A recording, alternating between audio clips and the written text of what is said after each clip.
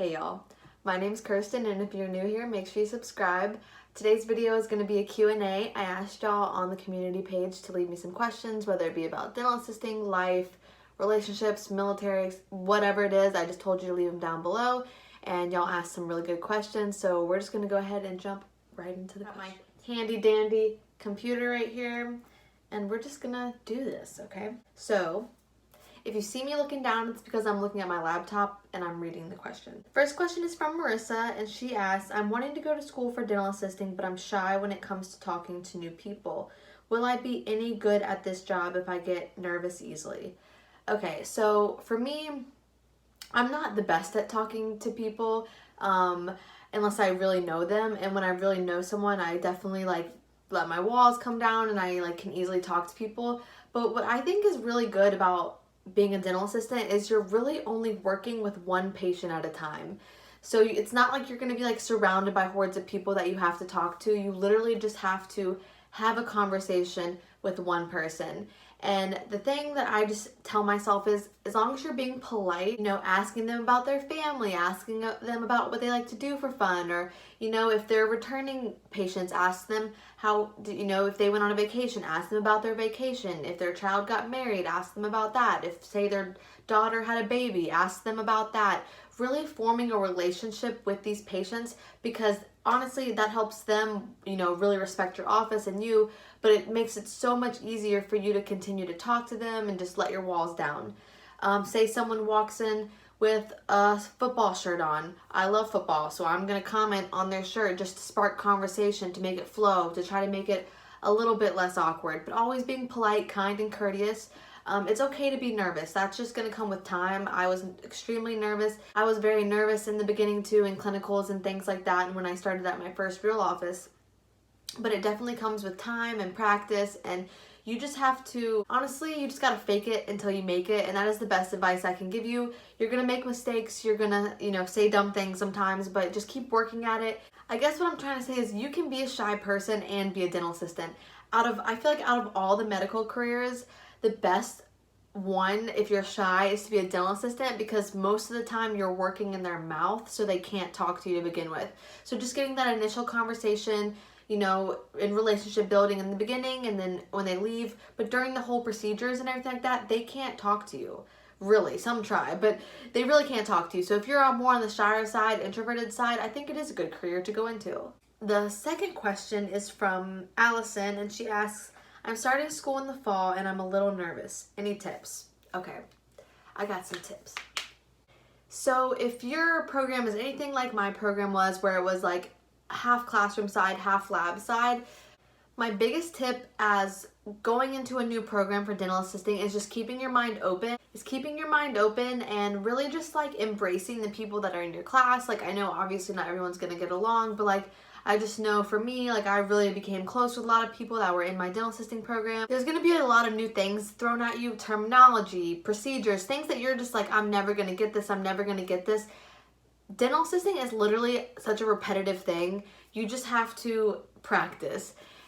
The first 5 times you may not be great at something, but I promise you the more you practice something, you're going to get better at it. And that's just something to keep in mind. So it's your first couple weeks in dental assisting school and you're struggling with, say, terminology or procedures or something like that. Just know that it takes people a year of actual working in an office to feel comfortable. You'll ask people when they started feeling comfortable in their office, it'll be 6 months to a year. So don't worry about it if you don't get things right away. Just keep your head up, keep practicing, and fake it till you make it. That should be my motto. Okay, so the third question is, what advice would you give a current dental assistant student as far as study tips and how to be successful? Yesterday was my first day. Whoa, Lydia. Good luck in school. I know you're gonna kill it. As for study tips, when it came to memorizing all the different chapters we had to do, microbiology and anatomy and physiology, the whole textbook that you get, you have to find the way that you memorize best. And people in my class, nobody was memorizing things the same way. So for me, Quizlet was my tried and true. I typed everything into Quizlet. I typed in every single questions from our workbook, every single questions from the textbook, all important terminology that I need to know, and I would just flip through them for 2 hours a day. Even on my phone, just on my laptop. I would just go through them every single day, and that's how I was able to memorize. Now, other people in my class had to do handheld flashcards, and that is what really helped them. Another person had to make slideshows, so they would do PowerPoints, and she was so like, she was a teacher. She was like a teacher at a daycare before that, and like her making a slideshow with all the information and then like pretend teaching it to people helped her learn it. So you have to find the best way that you learn and memorize things, and that's not going to be the same for everybody. So just try different things, and I promise you something will stick when it comes to like memorizing the textbook stuff. Now, like the lab stuff and the procedures, like I said before, it's literally just practice, practice, practice. And when your teacher is showing you something for the first time and you're doing something for the first time, don't rush. That is the one thing that I regret about dental assisting school, is that I rushed through procedures just to get them checked off, because it gave me so much anxiety that I had this whole list of stuff that I had to do before I graduated. And I feel like I really could have learned a lot more if I just slowed down. So even if everybody around you is finishing and doing all this stuff, take the time that you need to learn something. And then once you've done it and you've done it slowly, try to get faster and better from there. Don't like start out trying to like beat everybody and finish first. I feel like that's kind of what it turned into, unfortunately.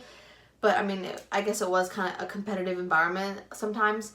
But definitely slow it down, ask questions, you know, do what you need to do to learn the process. Don't worry about what everybody else is doing, because in the long run, that's what's going to help you. So the next question is from Kate, and she asks, how long after the interview should you call the office for a follow-up? And then she also asked, how do you handle your anxiety when going into an interview? And she says she's currently in the job search as well. Well, girl, I feel you on that. Definitely searching for a job right now, but it's fine. Good things come to those who wait. I don't know if that's true, but it's fine. Okay, so how long after the interview should you call the office for a follow-up? Okay, I think of this in two ways. So if you go on your interview and they say that they're going to contact you by the end of the week, or they're going to contact you sometime next week, I would wait till the day after. So say they're going to contact you by the end of the week and it's Friday, I would call them on Monday. If they say that they're going to contact you in the next week, I would contact them that Friday of the next week. Now, if they don't tell you that they're going to contact you, or they're just say like, you'll hear from us, whatever, then I would wait 1 week. So if they don't give you any sort of timeline of when they would contact you, if you got the job or you didn't get the job, then I would wait 1 week. So say your interview's on Monday, I would call them the next Monday, Tuesday, things like that. But like I said, if they tell you we'll be in contact with you in 1 week, I would call them in 1 week and 1 day. So that's just how I think about it. Because especially if they tell you that there's a timeline from which they'll contact you, I feel like that's kind of like disrespectful on them if they don't. So definitely give them that time that they said and then call them the next day. And then, how do you handle your anxiety when going into an interview? Like I said, this is my motto. You gotta fake it until you make it. And that doesn't mean you're lying about who you are. It's honestly just like, you're not gonna honestly be truthfully yourself until you're comfortable where you're at. So as long as you're professional, kind, and courteous, and you know, when I'm asked questions about like, when did you help someone at your job, or when did you go above and beyond for a customer, just don't lie. If you're honest about what you're saying and not trying to like super sugarcoat things, the words are gonna come out a lot easier. If you're trying really hard to impress someone and like you're kind of like exaggerating and like embellishing the truth, that's when you're going to make mistakes, slip-ups, things like that. Kind of just like know that they're probably going to ask you, when have you gone above and beyond for a customer? When have you helped out a teammate? I would Google like common dental assisting interview questions and kind of just think about things that you've actually done, and then just say that. Don't embellish, just be honest, and those are the words that are going to come out the easiest to make you seem the most confident. So the last question that I'm going to answer is from Alexa, and she says, is it true that the military won't let you in if you've been diagnosed with depression and anxiety? And then also, was it hard, easy for you to adjust living with your boyfriend? Okay, so we'll answer the first one, which is it true that the military won't let you in if you've been diagnosed with depression and anxiety? When I went into the military, I did not have depression and anxiety, but I'm pretty sure that if you had said that, they probably would not have let it in. But I'm going to tell you, probably 50% of the military deals with mental illness before they even go into the military. What I was told when I went to talk to a recruiter was the word no. If they ask you that anything is wrong with you, you just say no. And the thing is, if you get past that point, you end up going to MEPS and they do like a physical examination and things like that. That's when they'll find out if things are wrong, not necessarily depression or anxiety, but they'll find out if you like, you know, have like bowed feet or something, which I think like you can't get into the military if you have like some sort of like bowed type of feet or something like that. But when you go in there, if you just say no, no, no, then you should be fine. That's what I did. That's what I know everybody has told. That's the advice that I've heard from everybody that's gone in. When they ask you, you just say no, no, no. And then as soon as you get in and you get settled and you're at your base or whatever, you can just be like, hey, like I've been dealing with these things, and they will help you, you know, get on track with your anxiety and depression.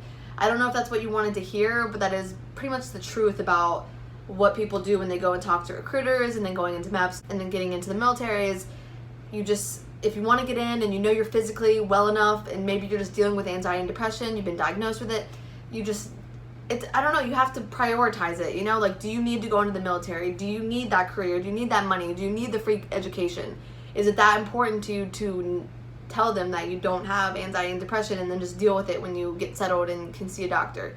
So I don't know. It's kind of, the military has a lot of weird things about it and just stuff that isn't really talked about, but yeah, that's all I'm really gonna say about that. Her next question is, was it hard / easy for you to adjust living with your boyfriend? It was easy and it was hard. When I came back from being in the military, I met him like 2 months after. when I'd moved back home, and we'd met. He actually went to the same high school as me, so I already knew of him, but we'd never hung out or anything like that. So we like casually started like meeting up, hanging out, stuff like that. And really quickly, probably after about 2 or 3 months, I basically like started spending every day with him and every night with him. And he actually lived with his parents because he had actually just got back from a job that made him travel all over the country, and he didn't have like a home because he traveled so much. So he was living with his parents, and that was kind of like the hard part. Like he quickly became my best friend, and that's why like it was really easy for us because we were best friends, and I didn't initially like fall in love with him. I like fell in love with him over a period of time, but we became best friends really quickly.